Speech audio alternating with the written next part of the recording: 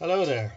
As you probably know, I keep an eye on world events, so I'm rather saddened to see that two major things are happening at the moment. Uh, One is obviously what happened with the Hezbollah radios and pagers, which has kind of precipitated a new stage in the sort of Middle East, Israel-Palestine conflict. So it looks very much as if this could blow up into a full-blown war between Lebanon and Israel. One can only hope that doesn't happen, but it's looking very much like that could happen any second now. The next few days we'll see what happens, and more than likely, if it does end up happening, some other countries will become involved in that too. Which could spark an even, a bigger, wider war across the Middle East. Another thing that's been going on is the Kursk offensive in Ukraine.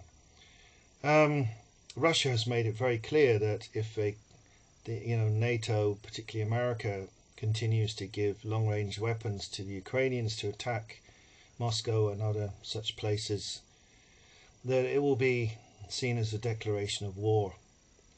The Ukrainians are continuing to send huge numbers of forces to Kursk, and they're getting absolutely slaughtered, and it's weakening their defenses in the Donbass region as well. So I think they've just really doubled down. They've taken a huge gamble. I think what they're praying for is that NATO will actually intervene and send their own troops to the Kursk region to continue pushing into Russia, and with the intention of a NATO war and toppling the Russian government.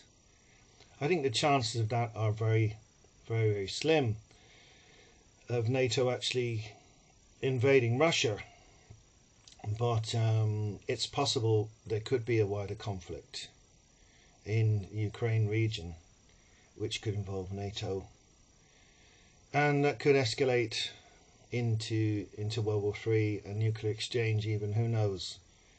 It's really rather worrying, but the thing is here, nobody really wants a war except for the rich and powerful, the people who are like thousands of miles away from the front line, who are going to make a lot of money. In an economic crisis, we are actually in an economic crisis. It's not being talked about very openly in the news. It's very common to use war as a solution to people's preoccupation with a declining economy. It's a trick that's been used over and over. I can only hope that this time it's not going to result in a world war. So there's not really much anybody, ordinary people like me or you can do about it. Really, it's down to the major players involved in the back rooms of government, the captains of industry, all the sort of quiet sort of backroom deals between nations, arms sales, etc. I assume there must be channels open between NATO and Russia and Lebanon and Israel, and sort of other countries that have a sort of skin in the game, so to speak.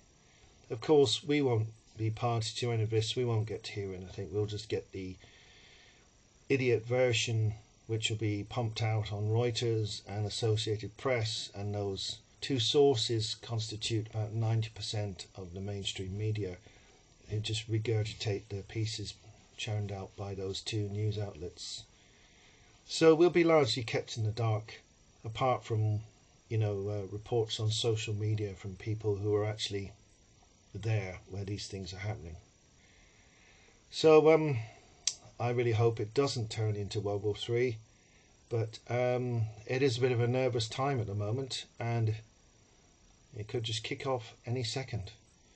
One can only hope that common sense will prevail and there will be de-escalation instead of more escalation. And in both conflicts, what's really required is the will to create a peace agreement and permanent ceasefire. But there doesn't really seem to be any great desire for that, unfortunately, at the moment. Okay, that's all I have to say for now. If you've got anything you want to add to what I've said, or comments about what you think is going on, please feel free to leave a comment and like the video if you found it interesting. Thanks for watching.